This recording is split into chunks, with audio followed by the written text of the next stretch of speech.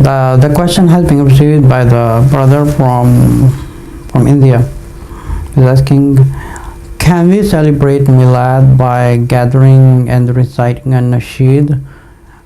Is it permissible? Assalamu alaikum warahmatullahi wabarakatuh. Rabbi shrah li sadri wa yassir li amri wahlul 'uqdatam min lisani yafqahu qawli. So anything that we do when it comes to the matter of deen, we have to go to our first source, that is the Quran, and our second source is the Sunnah of the Prophet ﷺ, by looking at his seerah and his whole life in his whole hadith. Then the third source, we have the life of the Sahabas, and then we come to our scholars, what they say about it.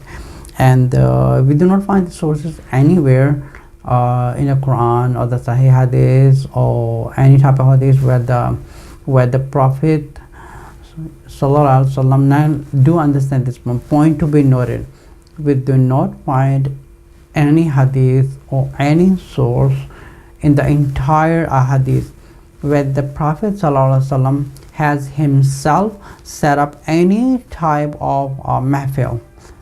Now do understand that. I'm going to I will repeat that again. We do not find anything in the entire seerah. We do not find any source. We do not find any hadith in the entire life of the Prophet ﷺ where he set up or any type of a mahfil, or where he set up any type of a gathering, where he set up or any type of a special occasion in his entire life, whenever his birthday comes, he would ask all the Sahabas, okay, you sit down, let's say, who will say a nice nasheed about me, who will say a nice naat about me, who will say nice lyrics about me. We do not find any source. We do not have any hadith. We do not have any sahih hadith. If we read the entire seerah of the Prophet ﷺ, we do not find not even one source with the Prophet ﷺ or the Sahaba. Now I'm not talking about the Prophet ﷺ him alone, but also the life of the Sahaba. We do not find any source where they set up the mahfil, where they set up a gathering, where they set up any type of special program just because it was the Prophet ﷺ's birthday and they will celebrate and they would do anything. So that's it. The bottom line, close the book and that's it. Now the second question. If we do not find in the entire life of the Prophet ﷺ, if we do not find the source in the entire life of the Sahabas or Tabain, or for an example, the four great scholars of Islam, Imam Abu Hanifa, Imam Shafi, Imam Ibn Hanbal, or Imam Malik, we do not find any type of the source where they set up the gathering, where they set up mahfil, where they would put everyone together and start reciting something, nasheed, or any special occasion, or they set up anything at all. So that's it. The game is over. The book is being closed. So this is our deen. What Allah says in the Holy Quran in the Surah Ma'idah, verse number 3, Al-Yawma akmaltu lakum deenakum wa atmamtu alaykum ni'mati wa raditu lakum al-Islam deena. So today I have completed your deen. That's it. Now what is our deen? Let's understand this first. Our deen is by following the teachings of the Quran and by adopting the life of the Prophet ﷺ. That's our deen. Now if we do not find in this one and not in the life of the Sahabas, so where does these things come from? Shaitan is very smart. Shaitan knows that if a person does his tahajjud and he does everything to please Allah and he is very close to Allah subhanahu wa ta'ala, let me make him fall into something which is rejected by Allah. That is what it's called bid'ah. Bid'ah is something which is not taught by the Prophet ﷺ. This is against sunnah. So those people who are doing in the name of the Prophet ﷺ, they are doing a bid'ah. This is not acceptable, and on the day of judgment it will be totally rejected, because the people who does that, they are following their imams, they are following their scholars, they are following their leaders, or someone who is doing that, because it is all about an ignorance in Islam. The common Muslim, they do not understand Islam, they do not read the books, they do not read the Prophet, the seerah of the Prophet ﷺ. It does not find anywhere. Regardless, Shaitan is very smart. He wouldn't make the people to dance, to jump, or to do some occasion. Now he finds something, a new way, where to use the word nasheed. Nasheed, or you can say naat in Urdu, or in the Hindi you can say naat, in Arabic, in English it's a nasheed. It is something like the beautiful words about Islam, about the Quran, about Allah, about the Prophet ﷺ. So do understand something. This is not permitted to set up the mahfils or set up something with the intention they are doing something good. They are not doing something good. For an example, a child comes to his mother, he would say, "Oh my mother, I love you. I love you so much, I can do anything for you." And he just bring her, he start in front of the mother, he starts singing. He said, "Look mother, I made so much beautiful words, so beautiful words for you. I'm reciting a nasheed for you." Now he start jumping, he start dancing, he having a music on, just to please his mother. "Oh mother, look, I love you so much, I'm jumping, I am reciting a nasheed for you, I'm doing things, so I know you are being very happy." Now for his inside, he's thinking his mother is very happy. Now let's say what a mother wants. The mother says, when you come back from school, make sure you read the Quran, make sure when you read the Quran, make sure you do your homework, and when you read your homework and do some, memorize the surahs or memorize the du'as, do memorize something, and then you are free to do whatever you like to do.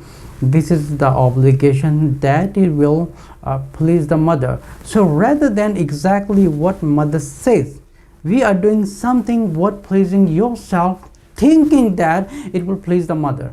This is not pleasing the mother, this is pleasing your own self, because you think you're pleasing a mother, because it's not pleasing a mother, because you are going against your mother. If you really love your mother, you just simply do what the mother says. So simply, if we really love the Prophet ﷺ, we have to adopt what his life, about what he taught his Sahaba, what he taught the next generations to come. He left a lot of education for us, how to live our life according to the Quran and according to the Sunnah Sallallahu Alaihi Wasallam. So let's say if the Prophet ﷺ said, okay, make sure you recite, make sure you do the salah 5 times, and also do the tahajjud, that's like the best salah, and you stay away from what is forbidden, and you stick to the sunnah, and by this one, then we rely on the mercy of Allah subhanahu wa ta'ala.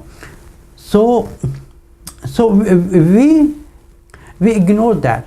We ignored that, and then we started doing something which is not taught by the Prophet ﷺ, which is not taught by the Sahaba, and what is not taught by anything else. Basically, we just have our own waswasa that tells us this will please the Prophet ﷺ. This would not please anybody else except the shaitan, because he wants you to do something or start something which would not benefit anybody else, because it will just justifying your own thinking. It is just justifying yourself that you are pleasing Allah and that you are pleasing the Prophet ﷺ. If you really love Allah, then follow his way, follow his life. Ati Allah wa ati Rasul.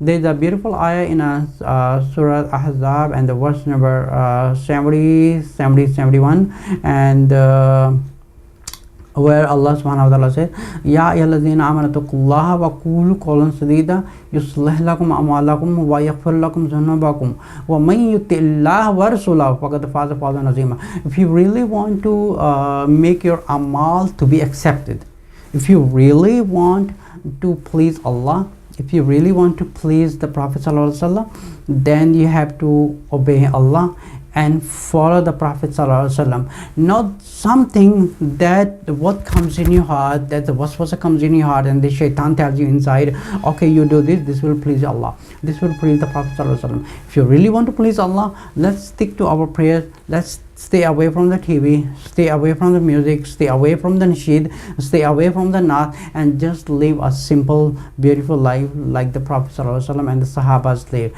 We should not do something what the ulama tells us, what other scholars tells us. Now, why the public does that? Because their imam does that, their scholars did that, and they are misguiding themselves, and they are also misguiding other people. Because what's going to happen, it's like a train that the front engine is going to fell in the hell, and the whole entire train is going to fall in the hell with the entire train, because they were just simply following it. You don't need to follow the engine, because Allah left us with the Prophet ﷺ, left us with the Quran, and he left us with the Sunnah of the Prophet. We have enough material that we do not want to follow anyone, but we can get an education, we can compare all the opinions from other scholars, we respect them, we love them, we care them, because they are the leaders, they are the scholars. But we have to adopt something what is like which is like compared to the Sunnah, they are matching to the teachings of the Prophet ﷺ. We should reject it whatever it is not teaching by the Prophet ﷺ. So we have to stick to the Sunnah in order for a major disaster, because the shaitan does not just like has a concern about the immediate period. He really think about something like for a major disaster. If you're doing that, your children would do something different. The next generation, they will start something else. The next generation, they will start something else. So rather than just coming to the same disasters, the same all disasters, is rather just go back to the original orthodox, which is like the Quran and the Sunnah of the Prophet ﷺ, that make us a real Muslim, and then we rely on the mercy of Allah subhanahu wa ta'ala. So we do not need to do the nasheed, because the nasheed and everything, it is not the teaching of the Prophet ﷺ, not the Sahaba, not even the four Sunnah scholars. This is the teachings of the shaitan, who picks up one leader. Because why shaitan picks up one leader? Because the shaitan knows that if he misguides the one leader, so the automatically all the followers of that leader is going to get misguided if this person is get misguided. So understand that if the shaitan target one scholar, if the shaitan target one personality, whom there's thousands of millions of people are following one person, like they just gonna follow his teaching, they're just gonna follow his teaching. So shaitan misguide him, so naturally all the followers, like thousands of millions, gonna get misguided. So whatever he's teaching, everybody's gonna be following him, because they forgot what the Prophet taught us, because they just based on a trust, based on his pious, based on his righteous deeds, people accept him. So what Allah, what the Prophet ﷺ taught us, to study the life of the Prophet ﷺ in order to not get misguided, and stick to the Quran and stick to the education.